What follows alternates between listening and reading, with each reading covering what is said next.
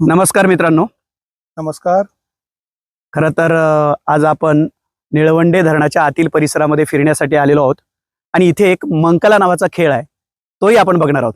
चला तर आपण बघूया तो खेळ. खरं तर ही अशी चार चार दगड किंवा चिंचुके किंवा बिया जे काही कवड्या म्हणून वापरता येतील अशा प्रकारचं साधारणतः खरं तर 3-3, 6 समोरच्याचे 6 आपल्या बाजूची घरं असतात, परंतु इथे मोठ्या स्वरूपातला हा खेळ आहे.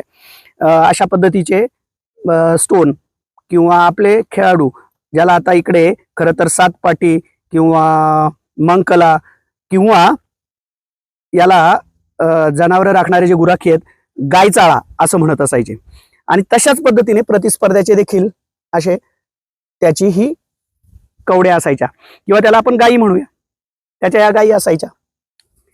आणि या गायी आपल्या अशा पद्धतीने अगोदर बांधून ठेवलेल्या आहेत घरांमध्ये. आता हे पूर्ण भरलेलं असायचं, खेळ सुरू व्हायचा तर आपण असं गृहीत धरूया की हे प्रतिस्पर्ध्याचं घर आहे आणि हे माझं घर आहे. तर मी इथनं ह्या कवड्या उचलायच्या, एक एक टाकत जायच्या आणि माझ्या घरामध्ये टाकायच्या, समोर पण टाकत जायच्या. तर साधारणतः मी इथून सुरुवात जर केली तर माझ्या आता इथे घर आहे म्हणून इथे एक घर आणि इकडे एक आणि बाकीचं मग इथे इथे अशा पद्धतीने मी मांडणी केलेली आहे. याने सुद्धा अशाच पद्धतीने सुरुवात केल्यानंतर 1, 2 हा त्याचं घर आहे म्हणून इथे टाकणार आणि एक माझ्या घरात टाकणार. मी उचलताना जर का समजा पुन्हा इकडच्याच उचललेले असतील मी, ते माझ्यावरती आहे, म्हणजे माझ्या बुद्धी चातुर्यावरती आहे. मला ही घरं रिकामी करायची आहेत आणि जास्तीत जास्त माझ्याकडे इकडे जमा झालेले पाहिजेत.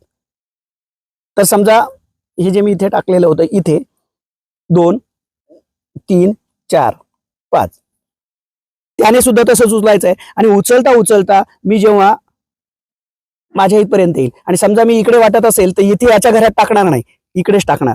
अशा पद्धतीने या कवड्या टाकत जाणार आणि जेव्हा माझी ही घरं पूर्ण रिकामी होतील, याच्याकडे काही जातील, समजा याच्या घरामध्ये सुद्धा काही असतील, परंतु ज्या क्षणाला आपण असं गृहीत धरूया की याच्याकडे आणि माझ्याकडे एवढे जमा झालेले आहेत आणि याच्याकडचे आपण असं गृहीत धरूया की एवढेच राहिलेले आहेत, माझे पूर्ण झालेले आहेत. आता इथे मी विजेता झालेलो आहे आणि विजेता म्हटल्यानंतर या एवढ्या गायी माझ्या, त्याचबरोबर याच्या गायी सुद्धा माझ्या, कारण इकडे आलेल्या, आणि एवढ्या गायींचा मालक मी.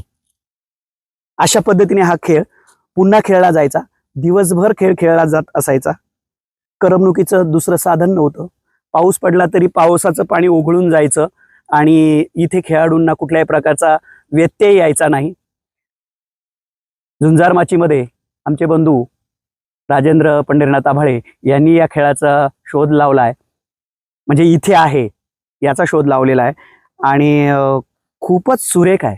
आपण जेव्हा धरण बघायला याल तेव्हा जरूर या स्थळाला भेट द्या. झुंजारमाचीमध्ये त्याने असं सांगितलंय की इथूनच खरं तर सिन्नरवरून येणारे जे काही प्रवासी आहेत, व्यापाराच्या निमित्ताने यायचे आणि त्यामुळे जेव्हा त्यांचा मुक्काम व्हायचा तर त्या मुक्कामाच्या काळात करमणुकीसाठी अशा प्रकारचे खेळ खेळले जात असायचे. संपूर्ण या खडकावरती तुम्हाला जागजागी अशा प्रकारचे वेगवेगळे खेळ, काही पिंडी मी तुम्हाला दाखवतो थोडक्यात.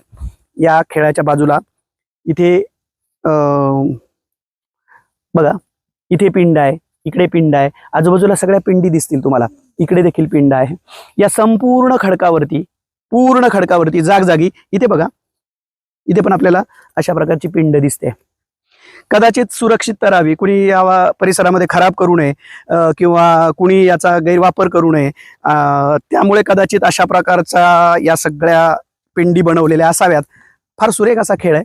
इजिप्तमध्ये हा खेळ खेळला जात असायचा. अनेक देशामध्ये अशा प्रकारच्या खेळ खेळले जात असायचे. आता लोप पावत चाललेला हा खेळ अजूनही आपल्याला इथे बघायला मिळतो. जरूर या, भेट द्या, नक्कीच तुम्हाला आवडेल. आणि आपल्याला जर आमचा व्हिडिओ आवडला असेल तर शेअर करा, लाईक करा, सबस्क्राईब करा. धन्यवाद. निवासाचं ठिकाण किंवा त्यांची मुक्कामाची जी जागा आहे तिथे हा खेळ ते खेळत असावे असं त्याचं मत आहे आणि त्या मताशी आम्ही देखील सहमत आहोत. येणाऱ्या जाणाऱ्या वाटसरूंना म्हणा किंवा गाई गुराख्यांना करमणुकीसाठी असलेले हे साधन आणि त्यासाठी हा मंकलाचा मांडलेला पट, मांडलेला म्हणजे खडकावरती कोरलेला, अजूनही तो इथे आपल्याला स्पष्टपणे दिसतोय. ऊन वारा पावसामध्ये या खडकाची बरीच झीज झालेली आहे, परंतु तरी देखील त्याचं अस्तित्व अजून टिकून आहे. जरूर या स्थळाला भेट द्या आणि आमचा व्हिडिओ जर आपल्याला आवडला असेल तर लाईक करा, शेअर करा. धन्यवाद.